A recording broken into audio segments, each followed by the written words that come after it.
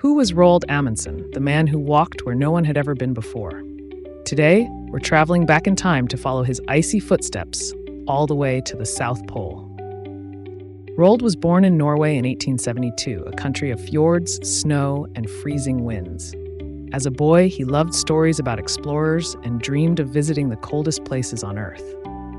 He decided he had to be strong if he wanted to explore icy lands. He slept with his window open in winter and practiced skiing and walking in snow to toughen himself up. As he grew older, Roald studied maps and books about the Arctic and Antarctic. He learned how indigenous peoples survived in the cold using fur clothing, dog sleds, and clever camping skills. His first major mission was to sail through the Northwest Passage, a dangerous sea route above Canada. For years, his small ship, the Gjoa, dodged icebergs while the crew carefully mapped the way. After 3 long years, Roald and his crew became the first to successfully travel the Northwest Passage. This amazing journey proved he was brave, patient, and very, very determined.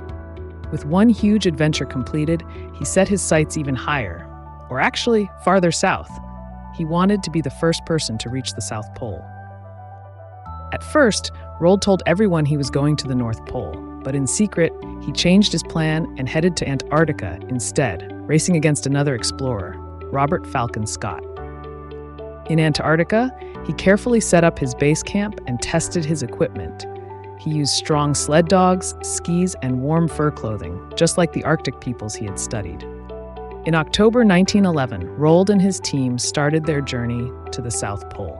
They faced deadly cracks in the ice, blizzards, and freezing temperatures that could turn your breath into ice crystals. On December 14, 1911, Roald and his team finally reached the South Pole. They planted the Norwegian flag and carefully wrote down their location to prove they had made it. His team returned safely to base, tired but alive and successful. Sadly, the British team led by Robert Scott arrived later and did not survive the trip back.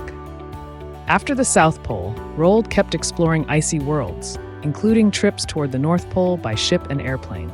He loved pushing the limits of what humans could do in extreme cold.